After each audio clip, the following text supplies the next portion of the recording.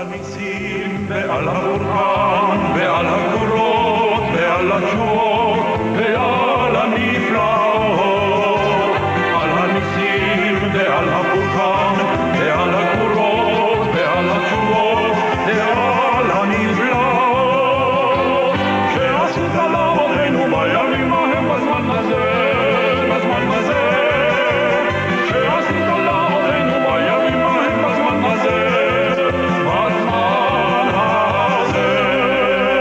Welcome to Jewish Life, a program presented in cooperation with the Jewish Community Relations Council of New York.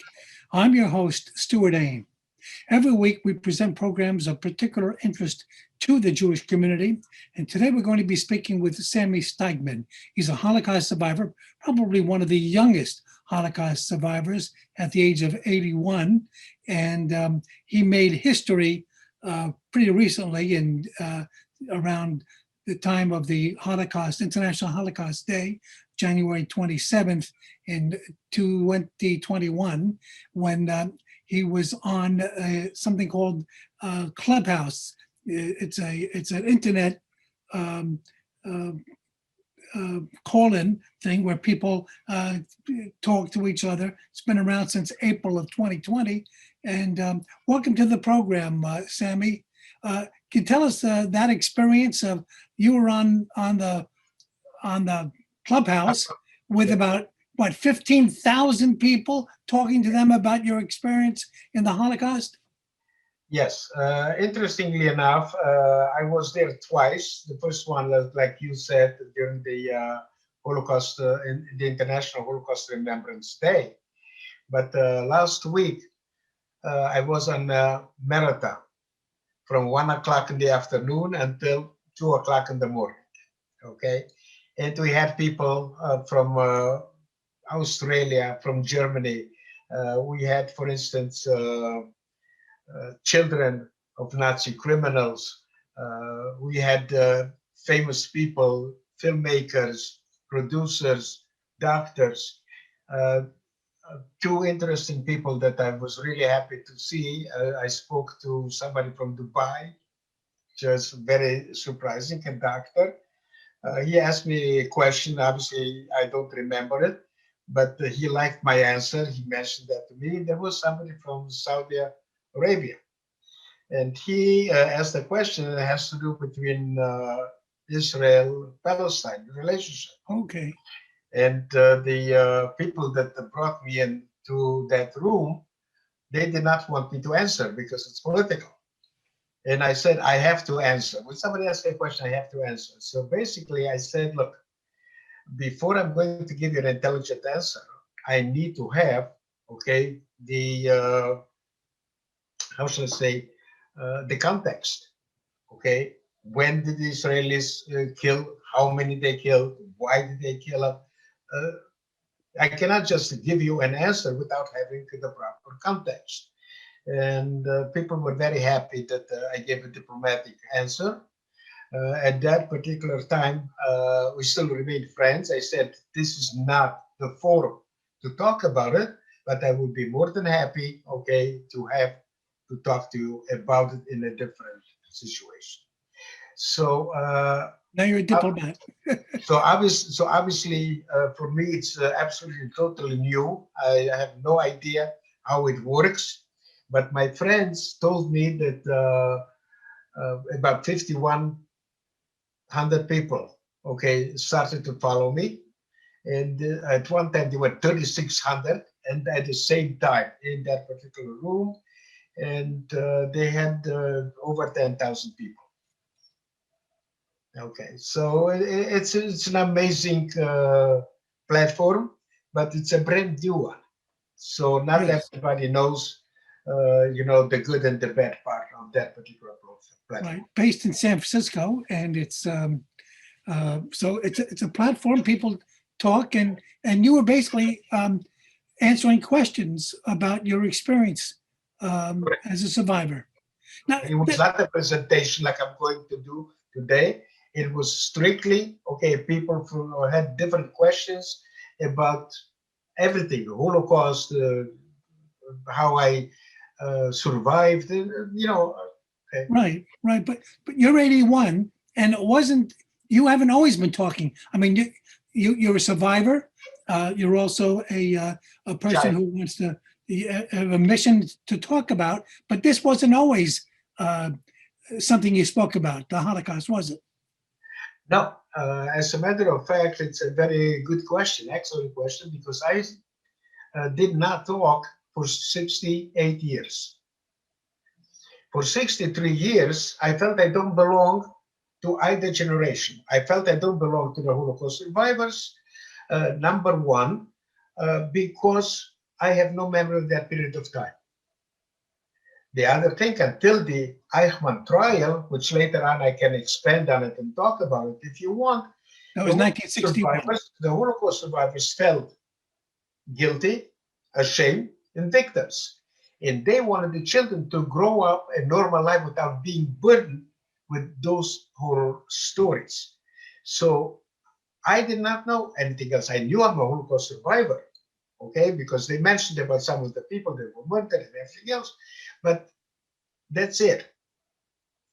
And there were two things that happened, which I call bashert.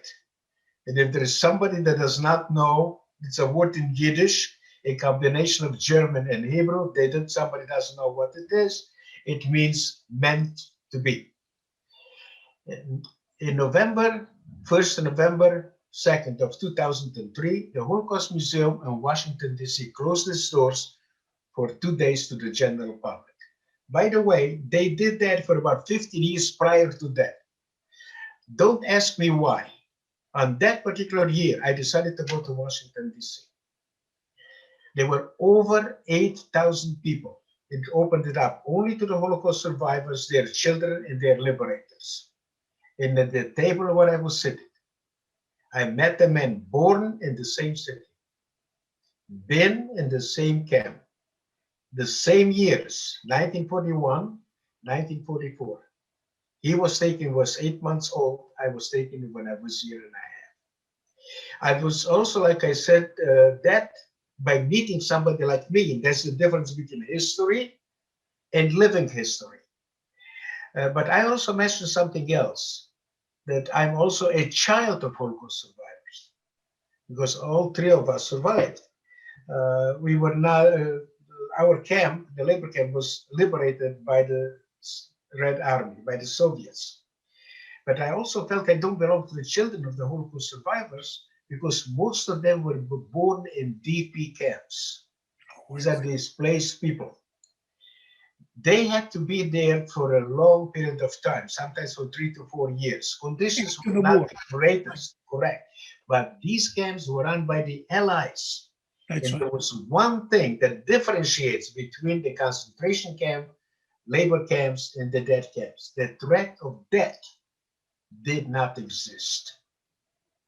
Okay, and that's why I felt I don't belong to them either, because in my particular case, the threat of death was constant there.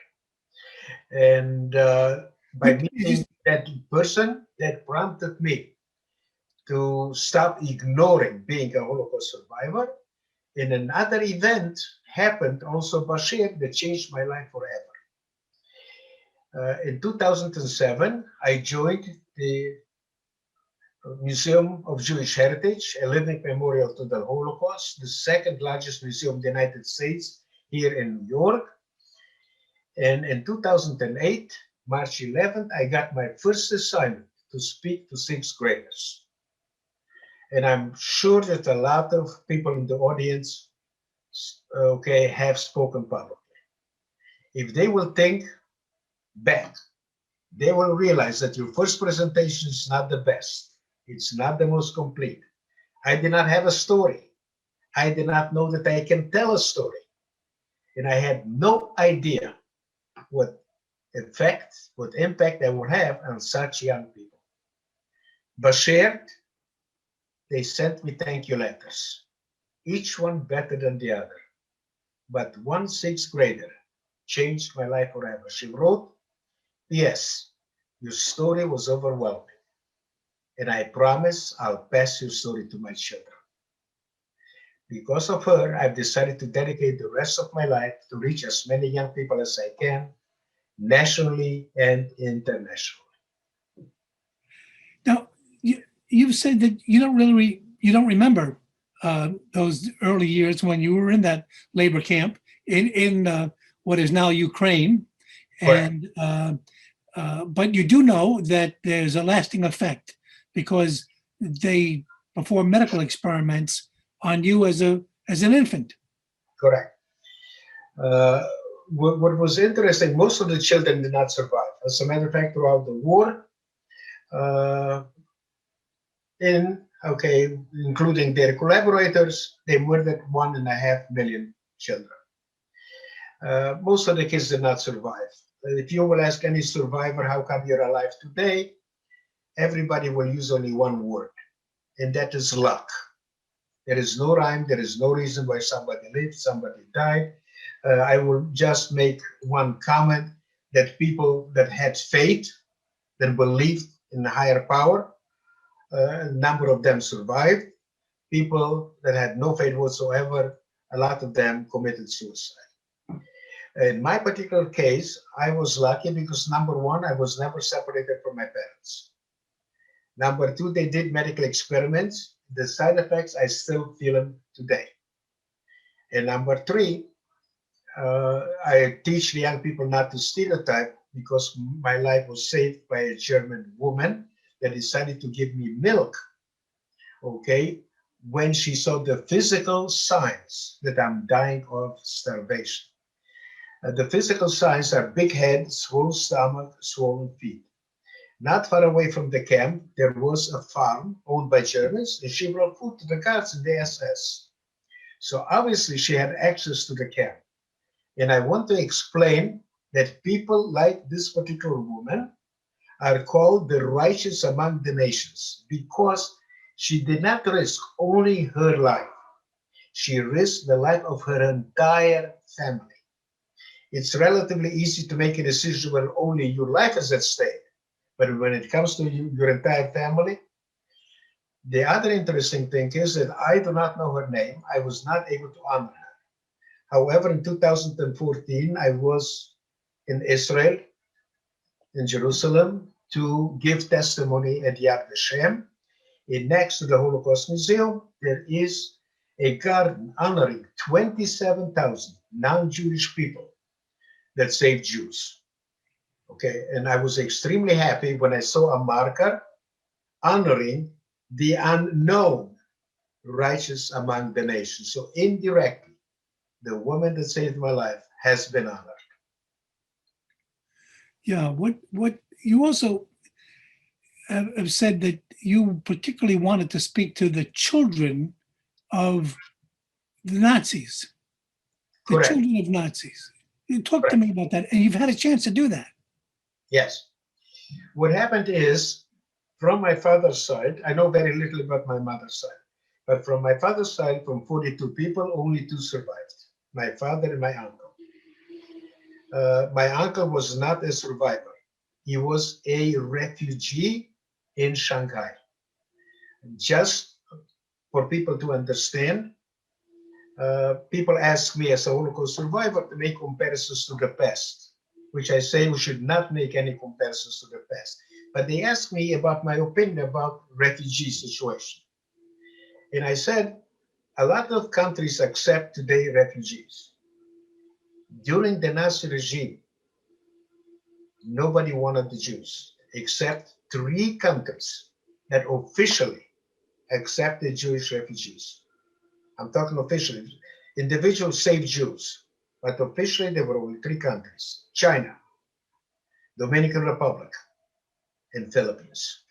And if you want numbers, I can give you the numbers, how many people they saved. So because so many people from my father's side passed away and were murdered, my father vowed to himself that he will never set foot in Germany. He will never buy a German product. Living with my father, I felt the same way. And I had never had any intention to go to Germany.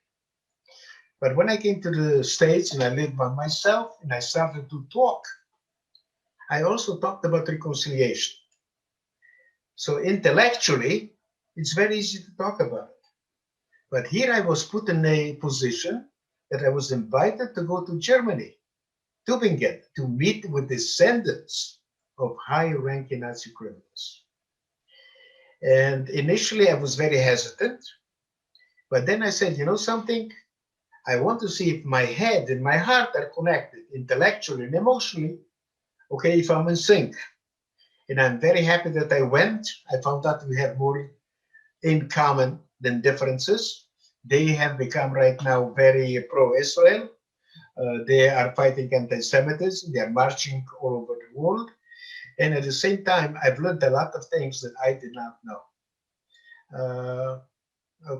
Later on, if you want, I can give you specifics. Yeah, please, go ahead. What did you learn from, these are the descendants of high-ranking Nazi officers. Yes. What did you learn? Well, one thing what happened, I became friends with somebody by the name of Klaus.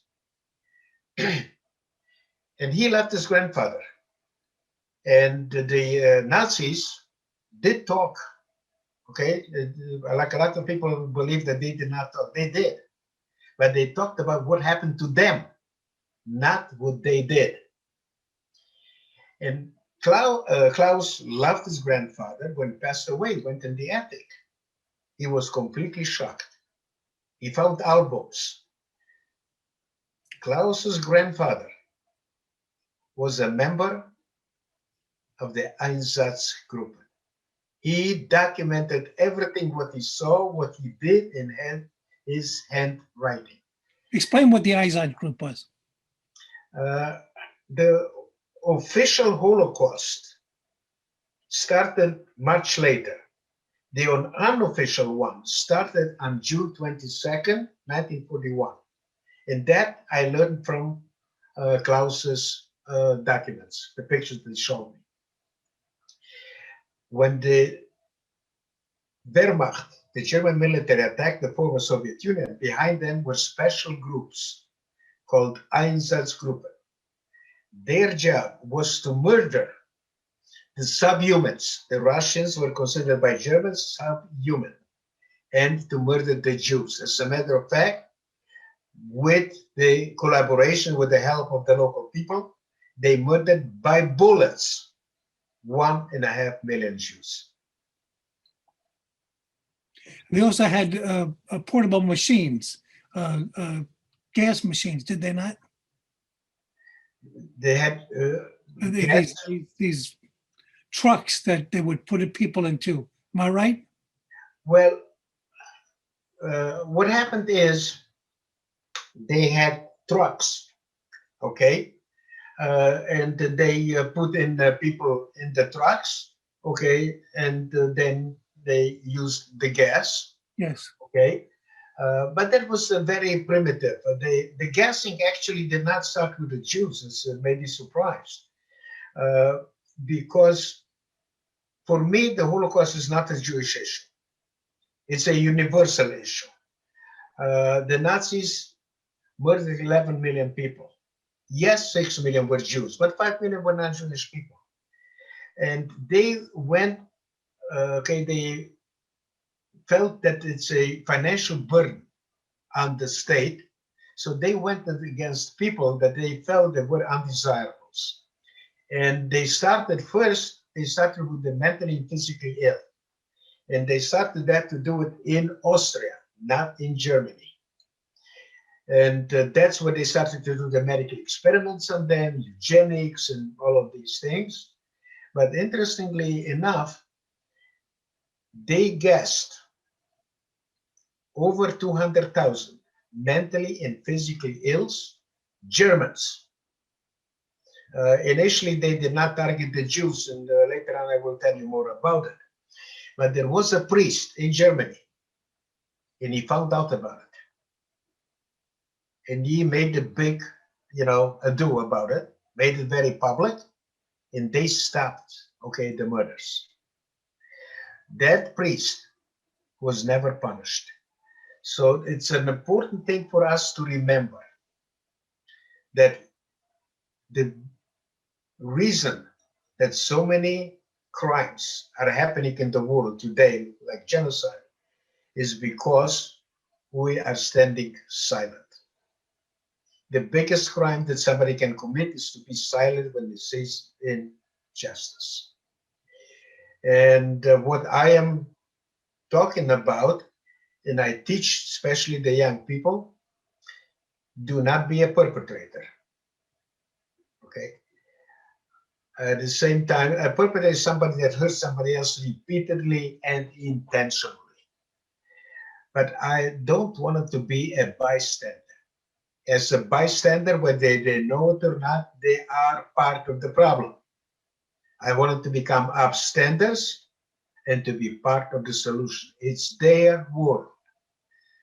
And in every generation, the young people made a difference. Yes, and you also have a message for the children of the descendants of the high-ranking Nazi officials, and that message is, don't feel guilty. You talk about that? Exactly. I feel very strongly that children are not guilty of what their parents or grandparents did.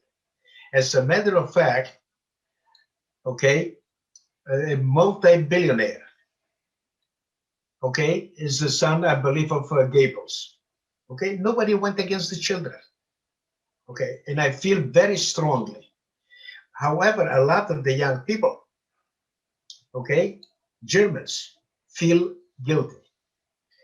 And my goal going to Germany, when I was invited to speak in 4 different cities, was to tell them, I do not want you to feel guilty what your grandparents did or did not do. When I say did not do, which means they were silent. However, I do not want you to follow in their footsteps.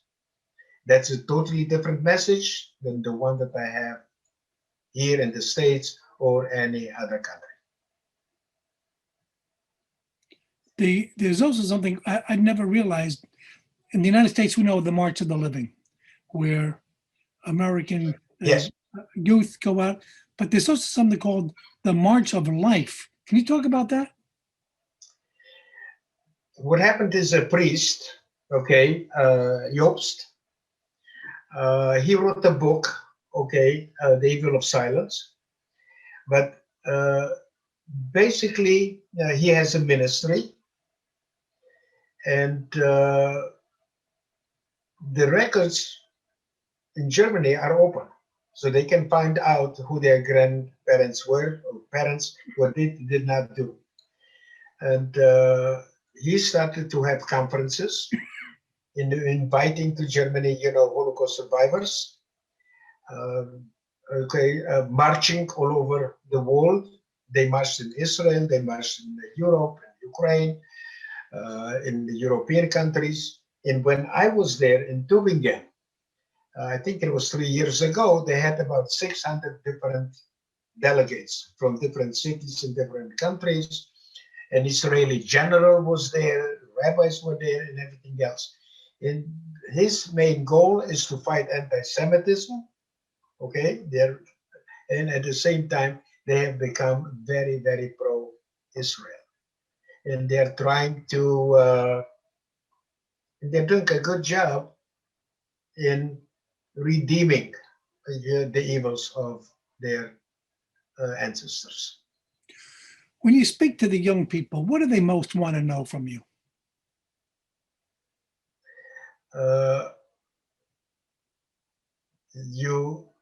You mean what they ask me? Yeah. What do they ask you? Most common question? What are they most interested in? Yeah.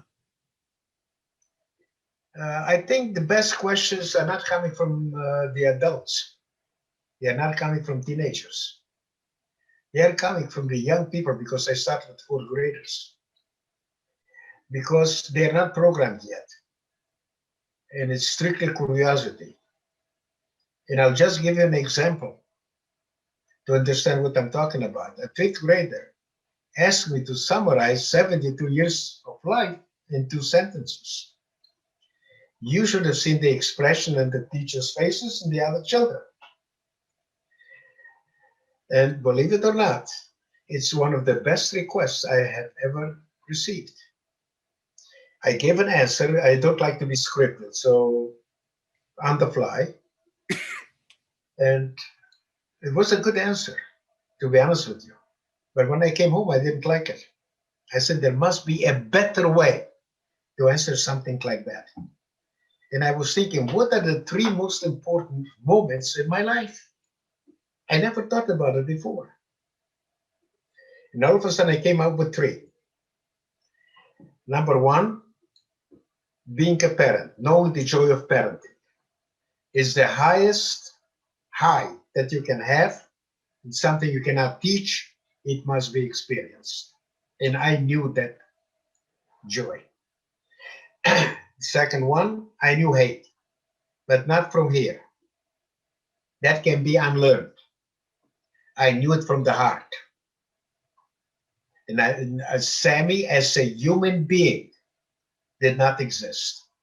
I couldn't believe how low I could sink. I have been able to overcome it. And today, I cannot hate anybody. And the third one, okay, which will shock a lot of people, is being homeless. By being homeless, I started to volunteer. I started to help other people. When you help other people, you are actually helping yourself. And the most important thing, I found my mission in life. A lot of people are searching for it, and I know that I'm going to leave a legacy. As a matter of fact, my mission in life can be summarized with an acronym, EMET, which is the Hebrew word for truth. And this is to educate, motivate, empower, and teach them about tolerance. There are 2 things that I don't like what's happening in this country. And I do not go into politics. But people have forgotten how to disagree in a civil way. And the other thing is, and please pay attention to our leaders, the 2 parties and everything else. They don't teach the children to take responsibility for their own actions. Everybody blames somebody else. Nobody's at fault. It's always circumstances. Somebody else did it. And I became a free man because I took responsibility, and I can talk about it a little bit later. But those are the 2 things that are happening in this country that I'm extremely disappointed. You said that you don't hate, but what do you think of those Nazis who are still out there? There was a 95-year-old man who was just deported from the United States for his role as in a camp. Do you think this? You favor these things? Should they stand trial? Okay. What I want to say is, Eva Kor, she became very famous for giving Mengele. Everybody's entitled to their opinion. I have been asked about it, and especially when you are with a Jewish audience. If looks can kill, I wouldn't be talking to you. A lot of them left the room but they did not hear what I had to say. I said, yes, I forgave. But I forgave the world that stood by and did nothing, not the criminals. And there is a totally big difference. Listen, this has been an interesting half hour. Thank you so much, Sami Steigmann, for joining us. He's a Holocaust survivor, and it's been a fast half hour. My name is Stewart Ain. Thank you so much for joining us. Until next week, have a good one.